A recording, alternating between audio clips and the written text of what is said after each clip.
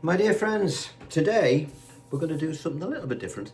I get a lot of students asking me about 12-string guitars. They see me playing them on, during my lessons and all that sort of stuff, and say, well, what's the benefit? Should I buy one? Blah, blah, blah. So I just thought I'd take the opportunity today to have a little look at it and convince you one way or the other whether or not you should buy one or not. If you're going to play something like this that I'm going to play now, you need a 12-string guitar, otherwise you won't get the right sound.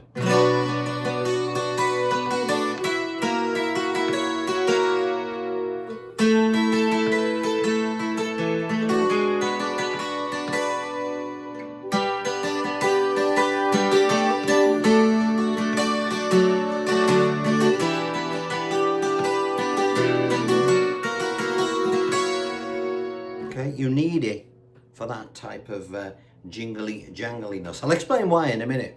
Okay, you can also play traditional 6-string tunes on it, but they sound really, I don't know, I think they sound better.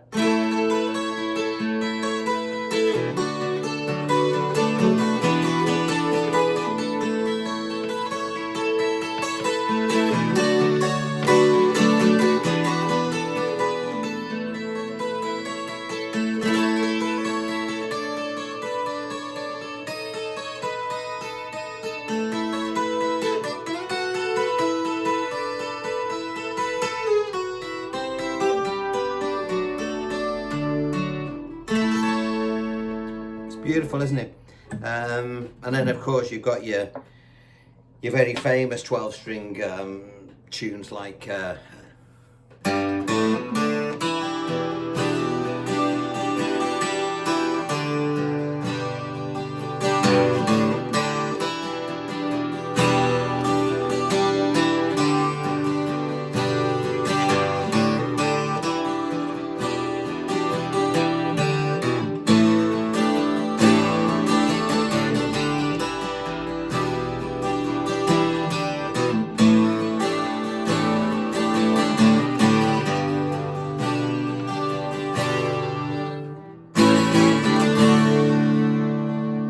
go on forever.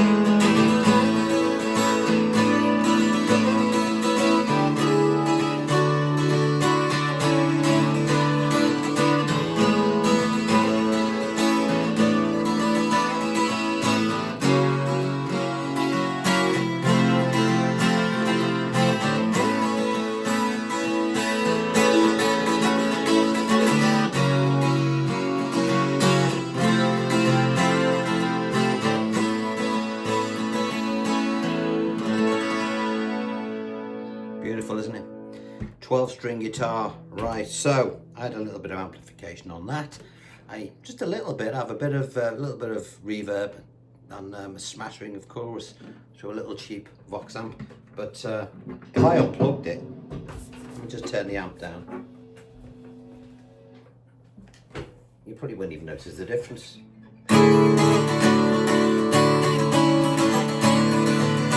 It still sounds great.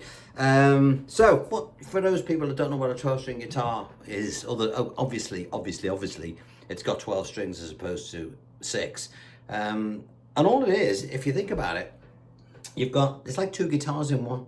You've got one guitar with very thin strings, so you've got like an E, an A, a D, a G, a B, and a B. And then you've got a deeper guitar. So instead of playing 1 string, you're playing 2, like that. And you'll notice that the thinner of the 2 strings sits above the thicker one, okay? Not unusually, and it is unusual, I don't know why this is, but on a Rickenbacker 12 string, you know, you've seen me playing it when I've been doing the bird stuff.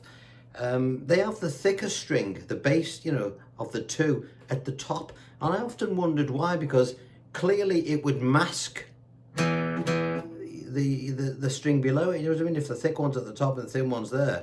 Unless, of course, you're playing upstrokes. So maybe that's what makes it a unique sound on a Rickenbacker. When you come up, you get more of a jingle because you're catching the thin strings first as opposed to the other way around. You know what I mean? So that's what we've got. We've got our 12 string thing. Let's have a look at the downsides of it. If you did think about buying one, this is a Fender. This one. This actually belongs to a mate of mine, Brian, Mr. Brian Reel. Thanks for letting me borrow it for all these years, Brian. So, you know, it's not a very expensive one, but it's a good one. It's a nice big jumbo-y thing. It's got a little bit of electronics stuck on there, as you've probably just heard. I had it set up because 12 strings are notoriously, there's a lot of tension on the neck, as you can imagine, with having 12 strings as opposed to 6.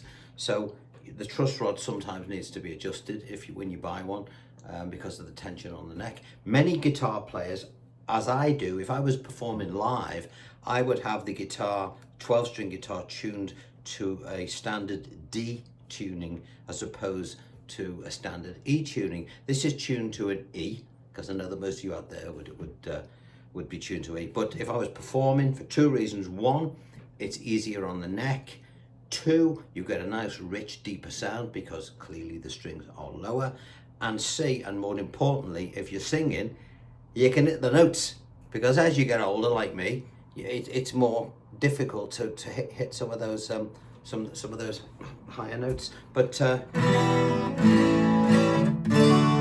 beautiful sounding guitar. The other thing is it's got a wider neck. Okay, so you know what I used to do. I remember when I was younger, I used to have I had a Yamaha, one of the early ones. It was a really good one. And I had two guitars. I had a little cheapy Fender acoustic 6-string, but I felt that the keyboard, the neck, sorry, was very narrow on it. So I took the 6 strings off my 12 string, and it had a nice big wide neck, because I used to do a lot of fingerstyle playing, you know, and I couldn't afford to have another guitar, so I just took 6 of the strings off, the thin ones, leaving the thicker ones on, and it gave me a little bit more room to maneuver. So that's something that you could also consider. If you do that, though, you've got to remember that the keys that would no longer be supporting the string would tend to rattle. So you've got to, you know, you'd have to take that into account. I used to put bits of bloody tape and all that. Not that you would do that. Things have moved on since the olden days. All right. So 12-string guitar, would you buy one? Well, I've been playing them for years. I just think that I use them in the studio all the time, you know. In fact, you know, that thing I just played before, instead of just playing like a D, it's nice to be able to move a 12 string around. You know, and songs like Nights in White Satin, Never Reaching the End. I'm not going to sing it, I'll get a copyright strike. But you know what I mean? Some of that beautiful stuff, a lot of that stuff that the Harrison did as well. You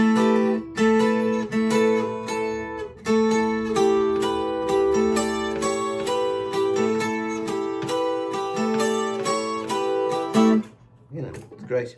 Anyway, 12-string guitar. I would definitely have one as part of your guitar collection. You've got to have one. I mean, things like Hotel California, they just don't sound the same unless you've got the, you know, the harmonics, you know, the high frequencies of those high strings and the low ones playing at the same time. Things like